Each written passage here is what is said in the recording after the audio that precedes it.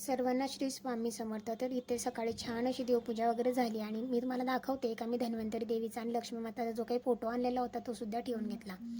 त्याच्यानंतर इथे ब्रेकफास्टमध्ये ब्रेड वगैरे खात होते, सो त्यांनी ते करून घेतलं आणि लगेचच मी माझ्यासाठी छान असे साईडला पोहे बनवले होते.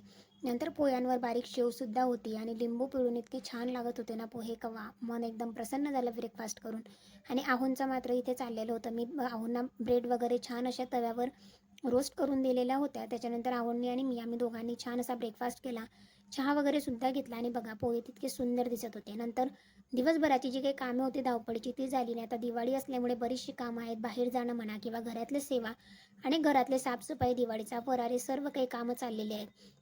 म्हणून संध्याकाळी थोडं लेट झालेलं घरी यायला, म्हणूनच बाहेरूनच आवडणी ऑर्डर वगैरे केलं आणि राजमा आणि चावल असं मागवलेलं होतं. सो राजमा चावल पोळीसुद्धा होती त्याच्यासोबत, गुलाबजामुन होते.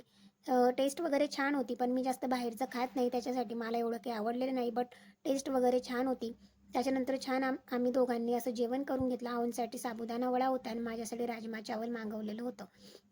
तर अशा प्रकारे आम्ही जेवण वगैरे केलं. आणि आता तुमचीसुद्धा दिवाळीची शॉपिंग वगैरे झाली का, की अजून काय काय फराळ झाला ते सुद्धा कमेंट्स करून सांगा. आणि आता दिवाळी लवकर जवळ आलेली आहे, त्याच्यासाठीची ही काही जी घाई गर्दी आहे ना, तर खूप धावपळीचे दिवस आहे सध्या. तर अशा प्रकारे नंतर जेवण वगैरे झालं आणि असा होता आमचा दिवस. तुमचा दिवस कसा गेला नक्की कॉमेंट सेक्शनमध्ये सांगा.